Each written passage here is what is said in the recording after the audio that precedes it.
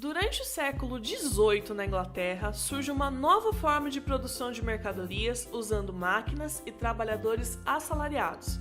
Chamamos esse processo de Revolução Industrial. Mas por que a Revolução Industrial começou na Inglaterra? Alguns fatores fizeram com que a Inglaterra saísse na frente em relação à indústria. Alguns deles como consequência da Revolução Inglesa. São eles: a concentração de riquezas. A Inglaterra enriqueceu muito por causa da sua marinha, que se fortaleceu por causa do ato de navegação. Assim, muitas riquezas entravam na Inglaterra através de comércio marítimo e também pela exploração e tráfico de escravizados das colônias britânicas na África, na Ásia e na América. Abundância de mão de obra. Nessa época, a Inglaterra viu um aumento nos cercamentos, que era quando o governo tomava as terras dos camponeses, e o governo transformou essas terras em propriedades privadas para produzir lã. Assim, muitos camponeses perdem as suas terras e foram obrigados a mudar para a cidade. Então houve um aumento de trabalhadores se mudando para a cidade. Disponibilidade de recursos naturais. A Inglaterra era rica em minas de ferro e carvão, recursos usados para construir as máquinas industriais. Estabilidade política. Desde a Revolução Gloriosa, o país passava por um período de desenvolvimento econômico, um período estável, diferente de vários países na Europa. E como eram produzidas as coisas antes da Revolução Industrial? O modo de produção era o artesanato. Os objetos eram produzidos à mão por um artesão. Esse artesão era dono dos seus meios de produção, ou seja, de tudo que ele usava para fazer o produto, como as suas ferramentas, a matéria-prima, o lugar em que ele fazia o seu trabalho. Ele também executava todo o processo de produção e produzia no seu próprio tempo. Imagine, por exemplo, uma costureira. Para fazer um vestido, ela comprava o tecido, desenhava o corte, cortava o tecido, costurava as peças, colocava os botões e depois vendia o vestido. Quantos vestidos essa costureira conseguiria fazer dependia da sua habilidade e também do seu ritmo. Assim acontecia com vários produtos, não só a costureira, mas também com tecelões, ourives, carpinteiros, sapateiros, ferreiros, entre outros. Com a expansão marítima, surgem novos mercados na África, na Ásia e na América. A partir de então, a produção do artesanato não é suficiente para suprir esses mercados. Então, surge uma nova forma de produção, a manufatura. As manufaturas eram grandes oficinas que reuniam vários artesãos. Normalmente, elas eram montadas e organizadas por comerciantes, os burgueses. Nas manufaturas surge um modelo de divisão do trabalho e de produção em série. Isso significa que todos os artesãos trabalhavam para um chefe e dentro das manufaturas cada um realizava uma tarefa diferente do processo de produção. Usando o exemplo da costureira, nas manufaturas cada uma realizava uma tarefa. Uma costureira era responsável por cortar tecido, a outra por costurar as peças, outra ainda por colocar os botões. Enfim, desse jeito, por realizarem sempre a mesma tarefa, repetidas vezes, os trabalhadores vão se tornando mais ágeis, o que faz com que a produção aumente. Porém, agora, a maior parte dos trabalhadores só sabe fazer aquela tarefa, deixa de conhecer todo o processo de produção. A manufatura, depois de um tempo, vai ser substituída pela maquinofatura. Isso acontece porque os comerciantes queriam mais mercadorias para vender e diziam que a produção das manufaturas com os artesãos ainda era muito lenta. Esses comerciantes, então, começam a buscar outros meios de produção que não dependem do artesão. Surgem, então, as máquinas industriais e as fábricas onde trabalham empregados assalariados. Nesse sistema, o trabalhador apenas opera a máquina, então ele deixa de ser dono dos seus instrumentos de trabalho e perde o conhecimento que ele tinha de todo o processo de produção. Isso aumentou ainda mais a distância entre dois grupos sociais, a burguesia que agora são os patrões, donos dos meios de produção, as fábricas, as máquinas e as matérias-primas, e o proletariado, que são os operários, os trabalhadores que vendem a sua força de trabalho em troca de um salário. Nós podemos dividir a Revolução Industrial em 3 fases. Na primeira Revolução Industrial, que acontece entre os séculos 18 e 19, é onde a indústria surgiu na Inglaterra.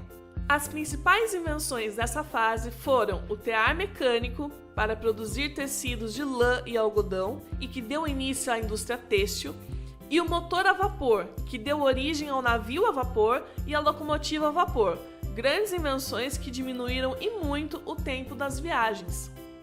Depois da metade do século XIX, a industrialização vai se espalhar para outros países da Europa e para outros continentes. Dessa fase, vamos ter o uso do aço para a produção de ferramentas, máquinas, edifícios, pontes e também trilhos de trem que vão ser colocados em milhares de quilômetros de ferrovia pela Europa. A eletricidade vai começar a ser usada na iluminação e para movimentar trens, bondes e as máquinas industriais.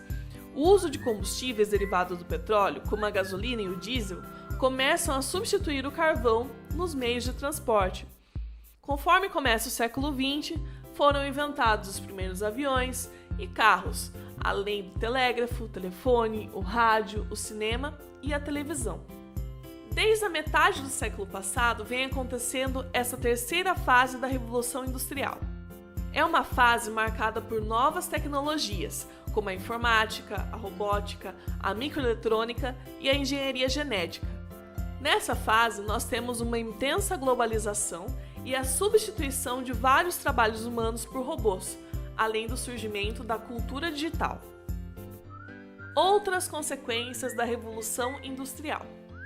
Antes da Revolução Industrial, os seres humanos se guiavam pelo tempo através dos fenômenos da natureza, das estações do ano, das festas tradicionais e religiosas.